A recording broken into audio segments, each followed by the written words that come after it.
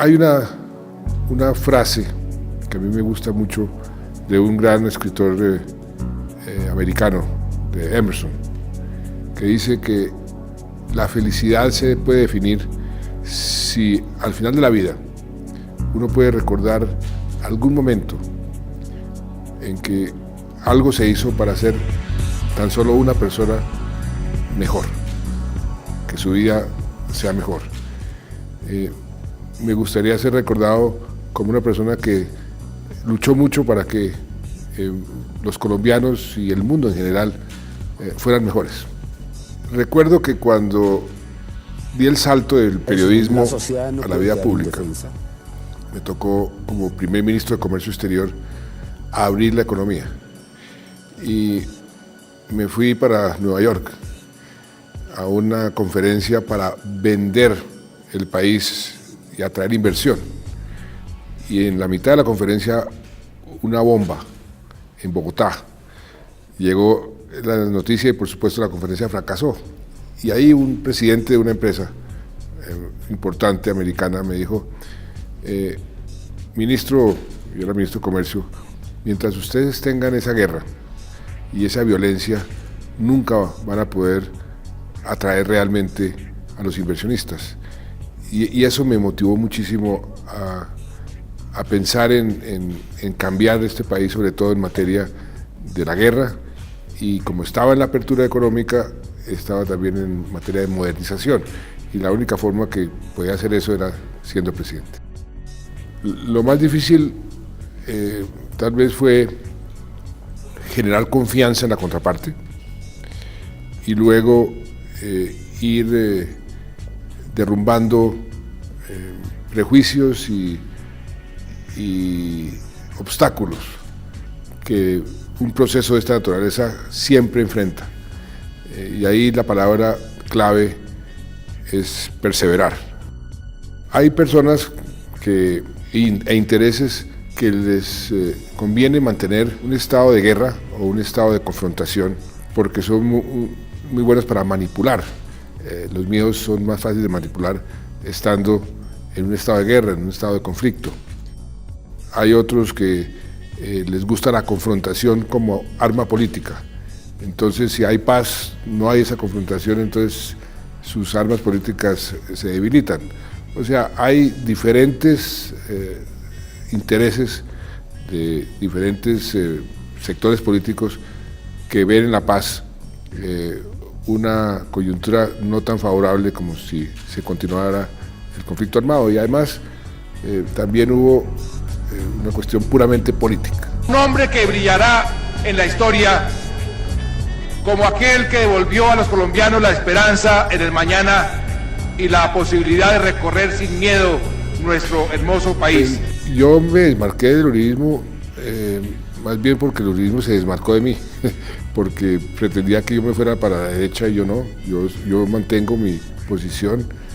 Pretendían pues que yo nombrara inclusive los funcionarios que ellos querían y yo les dije que no, y el presidente es el presidente y creo que eso fue lo que generó un distanciamiento cuando hice acercamientos con los vecinos, cuando comencé el proceso de paz, porque en el fondo eso fue más una ruptura por razones eminentemente políticas, no tanto ideológicas, porque yo en cierta forma hice lo que mi antecesor quiso hacer y no tuvo éxito, como por ejemplo el proceso de paz. Hubo, como les decía, muchas mentiras y calumniaron el proceso y después los propios responsables de eso confesaron que han ganado con las llamadas posverdades sobre el proceso y son los mismos, muchos de ellos, que van a estar en gobierno. Le faltó pedagogía, le faltó tener más efectividad para contrarrestar las mentiras que durante tanto tiempo se dijeron sobre el proceso, que calaron. Y yo me siento de cierta forma culpable porque fui demasiado confiado. Yo no pensaba no pensaba que la gente estaba creyendo todo lo que decían del proceso, que las FARC iban a tomarse el poder, que íbamos a abolir la propiedad privada, que íbamos a eliminar el ejército y la policía. Yo creo que los medios, algunos sí le hicieron eco a cosas que realmente eran totalmente absurdas, y aquí hay una frase que utilizó en el pasado un gran político de extrema derecha, dice: mienta, mienta, que las mentiras algo quedan. Pues aquí se mintió tanto, no hay proceso más calumniado, y de esas mentiras mucho quedó. Pero lo que estamos viendo es que esa neblina que genera la polarización política se va disipando con el tiempo, el viento se la va llevando y la verdad aflora, y eso es lo que está comenzando a suceder con el proceso de paz. Es irreversible este proceso de paz. Existen sí coletazos de este proceso que no son atípicos. Si usted va a casi todos los países que han tenido negociaciones como la colombiana, quedan reductos, quedan disidentes que poco a poco van desapareciendo, y creo que en Colombia eso va a suceder así. Pues yo no creo que vaya a lograr controlar el Congreso y las Cortes, porque afortunadamente las instituciones en Colombia son muy sólidas, muy fuertes. ¿Es imposible realmente que eso pase? Pues, por ejemplo, la Corte Constitucional no va a tener ningún cambio en los próximos 4 años, entonces ahí hay una garantía de que los acuerdos, para dar un ejemplo concreto de paz, se van a tener que cumplir, porque la Corte Constitucional es la última palabra en eso. Entonces, yo lo que espero es que el próximo presidente pueda unir al país en torno a ciertos aspectos fundamentales. Ciertas regiones del país donde el paramilitarismo sigue existiendo, llámese el paramilitarismo, terratenientes que quieren impedir, por ejemplo, la restitución de tierras, entonces tienen o financian sicarios para tratar de asesinar gente. Estamos detrás de ellos, pero nunca como lo tuvimos en el pasado. Mire, ese es un tema que a mí me preocupa muchísimo, porque está empañando todo este esfuerzo que estamos haciendo. Eso tiene diferentes orígenes. En unas regiones del país son esos grupos de terratenientes con cierta identidad con los antiguos paramilitares, inclusive algunos de ellos están ahí involucrados, que no quieren que las tierras se les devuelvan a los campesinos. Por otro lado, los que manejan el negocio del narcotráfico, incluyendo los carteles mexicanos, que no quieren que la sustitución voluntaria de cultivos sea exitosa, porque se quedan sin materia prima, están asesinando los líderes que están promoviendo la sustitución voluntaria. Por otro lado, hay también disputas por el control del territorio en algunas zonas que son corredores del narcotráfico. O sea, tiene diferentes orígenes, y por eso hicimos un esfuerzo de todos los estamentos políticos, como una especie de compromiso de rechazar esos asesinatos, y vamos a reforzar todo lo que tenemos a nuestro alcance para disminuir y ojalá eliminar por completo lo que está pasando. Pues sentí una emoción profunda, no me lo imaginaba. Al principio creí que era un chiste cuando me llamaron. Después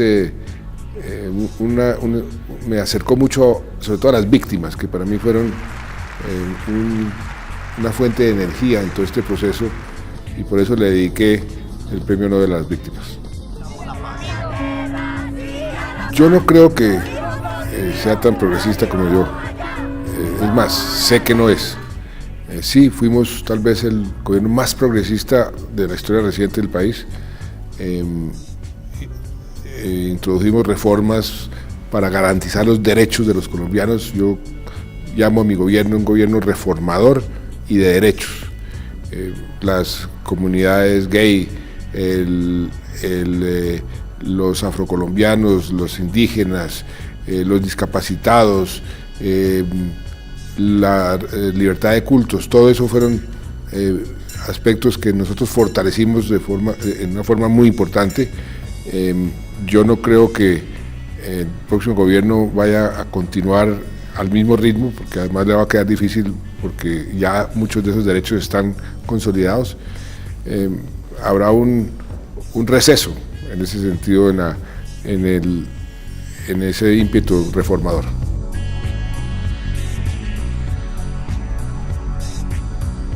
La ilusión de volver a la vida normal es poder dedicar más tiempo a mi familia.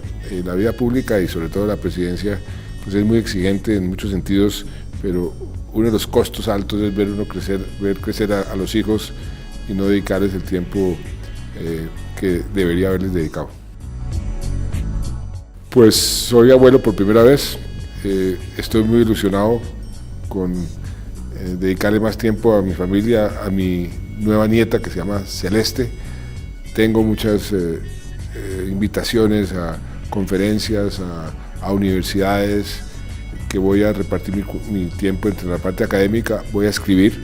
Yo he sido periodista durante muchos años, voy a escribir parte de las experiencias que he vivido, y el premio Nobel también me ha generado pues mucha demanda en diferentes frentes, pero voy a tomar la vida con calma, y lo que sí le puedo decir es que no voy a molestar a mi sucesor. O sea, ¿que es un retiro de la política? Sí, es un retiro de la política. Voy a ir recorriendo el país, inaugurando obras, despidiéndome de la gente que apoyó este gobierno.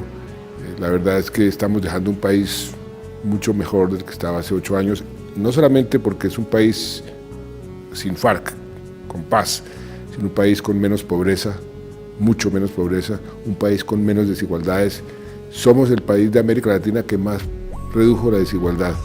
No lo dice el gobierno, lo dice la CEPAL, lo dice el Banco Mundial. Esta revolución de la infraestructura, la tecnología le está llegando a todos los municipios de Colombia, fibra óptica y banda ancha. Hicimos de la educación una educación gratuita para todos los niños y niñas de Colombia en los colegios públicos. La salud es hoy un derecho fundamental y hay cobertura universal. Y sobre todo los derechos de los colombianos son hoy mucho más fuertes y están más garantizados de lo que estaban hace 8 años.